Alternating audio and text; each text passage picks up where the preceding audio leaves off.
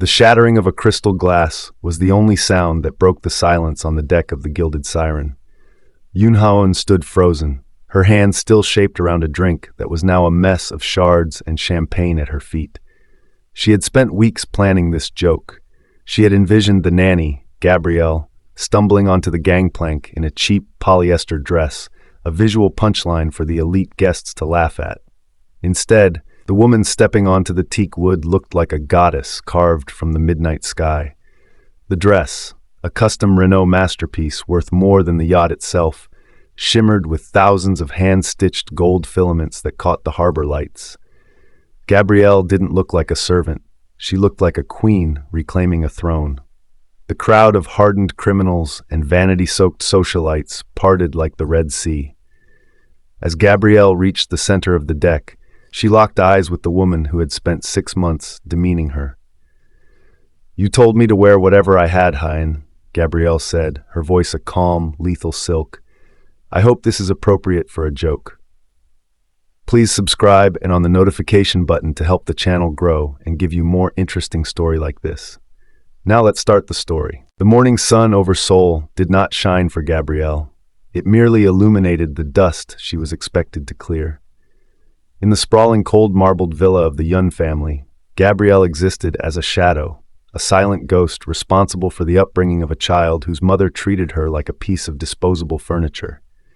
As the nanny, her day began at 4 a.m., long before the city's elite stirred, ensuring that every silk ribbon was ironed and every designer toy was sanitized. To the world, she was just a girl with a bowed head and a faded uniform. But to Ha-eun, she was a favorite target for sport. Ha-eun, the wife of one of the city's most feared underworld lieutenants, took a twisted pleasure in the small cruelties. She would intentionally drop a glass of expensive red wine on a freshly scrubbed floor just to watch Gabrielle drop to her knees to clean it. "You missed a spot, Gabrielle," Ha-eun would purr, her voice dripping with a sweetness that masked a lethal venom. "But I suppose someone from your background wouldn't know the difference between clean and filth." Gabrielle's hands were calloused, her back often ached, and her pride was tucked away behind a mask of stoic professionalism. She had lived this way for 6 months, a self-imposed exile from a world of luxury that Ha-eun could only dream of. Every time Ha-eun mocked her cheap soap or her lack of breeding, Gabrielle simply tightened her grip on the cleaning cloth, her eyes fixed on the floor. She was an expert at becoming invisible, a skill she had honed to escape the suffocating expectations of the Renault empire. The psychological toll was a heavy weight, yet Gabrielle bore it in silence. Ha-eun would often invite her socialite friends over for tea, specifically calling Gabrielle into the room to serve them so they could use her as a cautionary tale of what happens to those without ambition. They spoke about her as if she were deaf, laughing about her peasant features and her tragic life. Through it all, Gabrielle remained the perfect silent servant, her face a blank canvas. She was waiting, observing the rot beneath the gold-plated lives of the Yun family, knowing that the higher Ha-eun climbed on her mountain of arrogance, the harder she would eventually fall.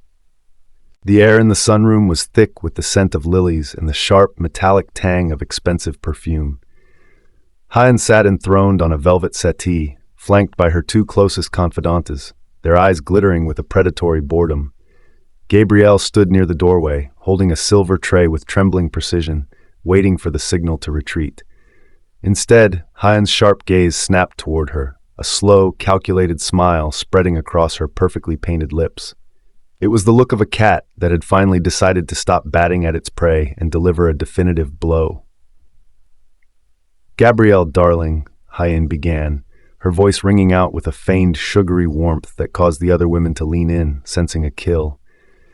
"I've been thinking about how hard you work for us.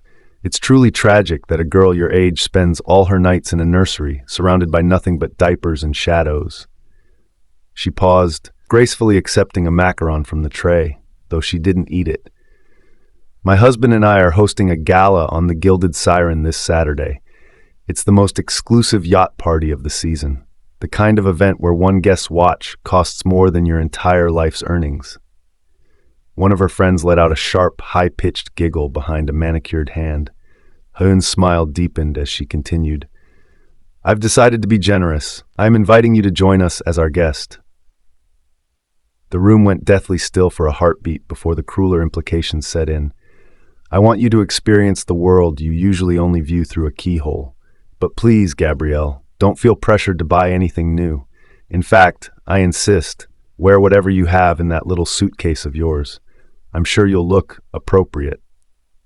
The laughter that erupted then was jagged and cold, echoing off the high ceilings like shards of glass. Gabrielle felt the heat of 1,000 insults rising in her chest, yet she kept her chin steady and her eyes lowered to the carpet. She knew exactly what they were envisioning, her standing among the silk and diamonds of Seoul's elite, dressed in a faded, off-the-rack department store dress, a walking punchline for the entertainment of the underworld. Ha-eun wasn't offering a gift. She was building a stage for a public execution of Gabrielle's dignity. Gabrielle simply bowed, her knuckles white against the silver tray.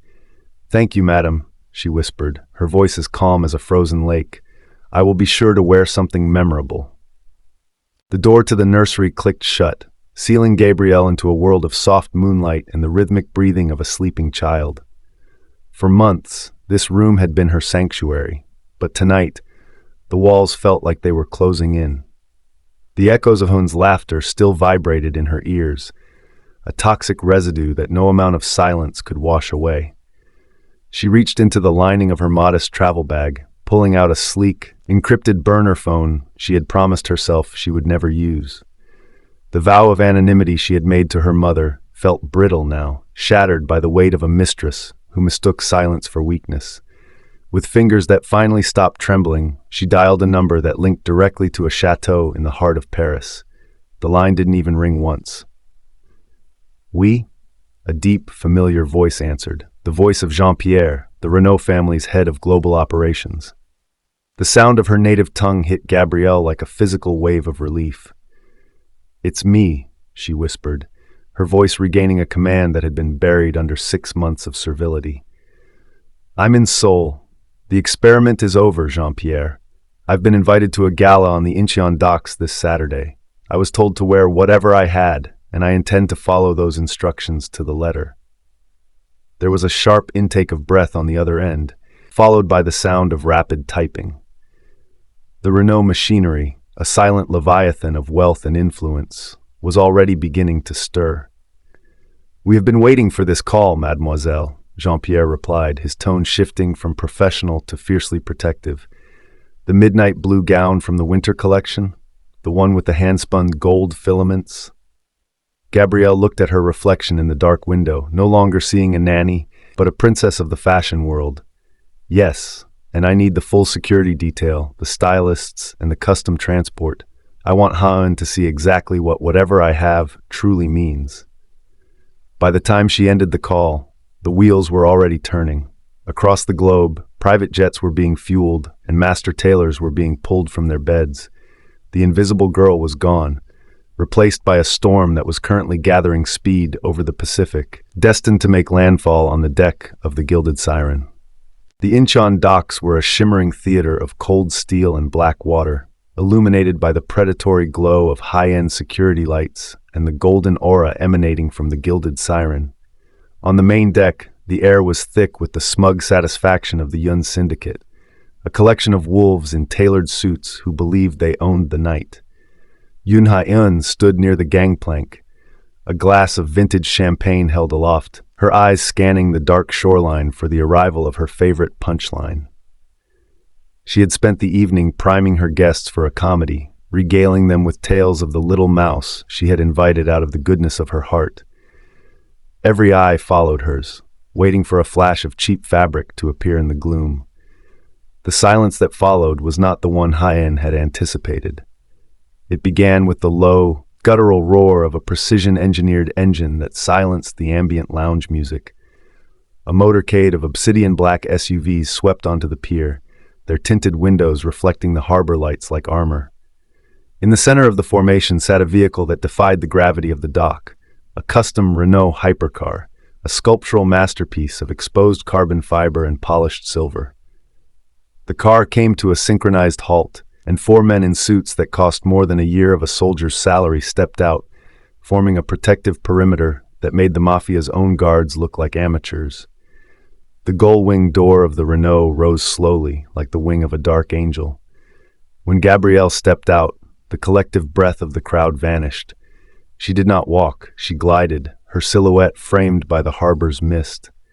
The gown was a living constellation, a $3 million marvel of midnight blue silk hand-stitched with filaments of pure gold that caught every stray beam of light. Each movement sent a ripple of brilliance across her skin, turning her into a vision of unattainable power. The guests stood paralyzed, their glasses frozen halfway to their lips as the realization hit them like a physical blow. This was not the nanny they had come to mock. This was an empress reclaimed. Gabrielle reached the foot of the gangplank and looked up at Ha-eun, her expression as sharp and cold as a diamond.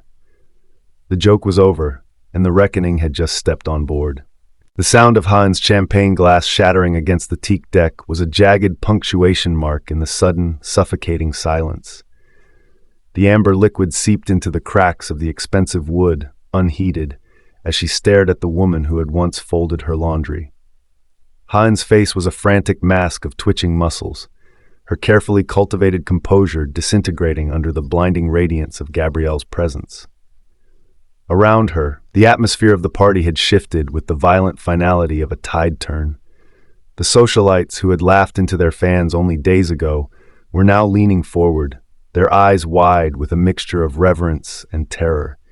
They recognized the craftsmanship of that gown. They understood that only a handful of women on the planet could command such a masterpiece. "Gabrielle?" Ha-eun finally gasped, her voice cracking like dry parchment. She stepped forward, trying to force a laugh that died in her throat. "What is this? A costume? Did you steal this from a set?" She looked around at her friends, desperate for a supportive sneer, but found only the cold backs of heads as they surged toward the gangplank. The hierarchy of the night had been decapitated. Ha-eun tried to raise her voice, to command the attention she felt was her birthright. "I am the hostess here. This girl is a servant. She scrubs my floors." But her words carried no weight. They were the desperate yaps of a beaten dog. The guests ignored her, captivated by the aura of the woman who had outclassed every diamond on the boat. Gabrielle did not respond to the insults. She simply ascended the final step onto the deck, the gold filaments of her dress singing with light. A high-ranking fashion executive, a man Ha-eun had spent months trying to impress, pushed past the hostess with a look of pure awe. "Mademoiselle Renault?" he whispered, bowing low. "We had heard rumors you were in Asia, but to see the winter masterpiece in person?" The whisper rippled through the crowd like a forest fire. "Renault!" The name was a death knell for Ha-eun's pride. Every guest was now clamoring for a word with the nanny, leaving Ha-eun standing alone by the railing, a ghost in her own house. Her power had been a borrowed shadow, and Gabrielle had just turned on the sun. The air on the deck grew heavy, not with the sea mist, but with the sudden, crushing realization of a catastrophic strategic error. Standing in the shadows of the upper bridge, Yoon Dong-wook, the iron-fisted lieutenant of the syndicate and Ha-eun's husband, watched the scene unfold with a mounting sense of dread. He was a man who calculated risks in blood and currency, and the sight of the Renault security detail, men he recognized as elite European contractors, made his pulse hammer against his collar. He descended the stairs slowly, his eyes fixed on Gabrielle.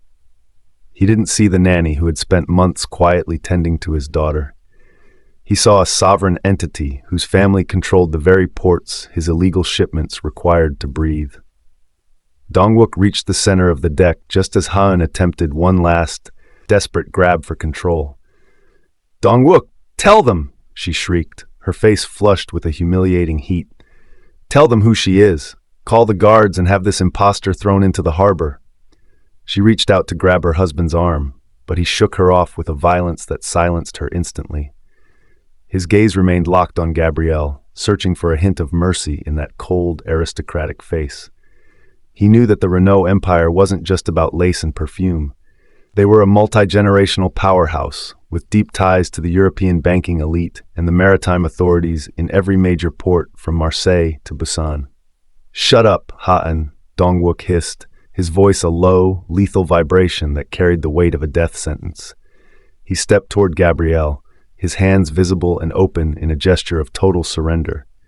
"Mademoiselle Renault," he began, his head bowing at an angle he usually reserved only for his chairman. "I offer my most profound apologies. My wife's ignorance is no excuse for the disrespect shown to your house." He felt the eyes of the other syndicate members on him, judging his weakness, but he didn't care. If Gabrielle chose to retaliate, his international smuggling routes would be choked off by sunrise, and his head would be delivered to the chairman on a silver platter as a peace offering. He was looking at the woman who could bankrupt him with a single phone call, and for the first time in his life, the mafia boss felt truly powerless. The deck of the ship felt like a courtroom where the verdict had already been delivered. Gabrielle stood at the center of the silent congregation, the gold filaments of her Renault gown shimmering like a celestial armor against the backdrop of the dark ocean. She looked at Dong-wook, who remained bowed in a state of terrified supplication, and then shifted her gaze to Ha-eun. The mistress was a hollow shell of her former self, her mouth hanging open as she realized that the joke had become a noose around her own neck. The high society guests, sensing the shift in the wind, watched with bated breath as the nanny prepared to deliver her final, most devastating lesson in humility. "I am officially resigning, Dong-wook," Gabrielle said, her voice projecting with a quiet, crystalline authority that reached every corner of the yacht. "But before I leave, I want everyone here to understand the nature of your hospitality." She turned to the crowd of socialites, her eyes sweeping over them with a piercing clarity.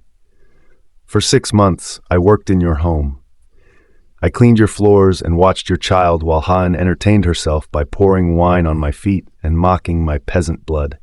She invited me here tonight, not as a guest, but as a target for your amusement." A murmur of disgust rippled through the elite crowd. Even in their world, such blatant, unrefined cruelty was considered a mark of low character.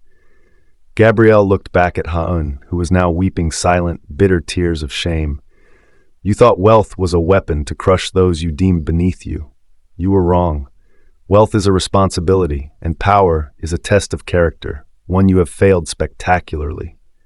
As the yacht touched the dock with a soft thud, Gabrielle turned her back on the wreckage of Ha-eun's life. Dong-wook didn't even look at his wife as Gabrielle's security team moved in to escort her. The marriage was over, the business routes were doomed, the social status was ash. Gabrielle descended the gangplank and stepped back into her custom Renault, the engine purring like a satisfied predator. As the car sped away into the Seoul night, she left behind a world of shadows, finally certain that the invisible girl had left a mark that would never be erased.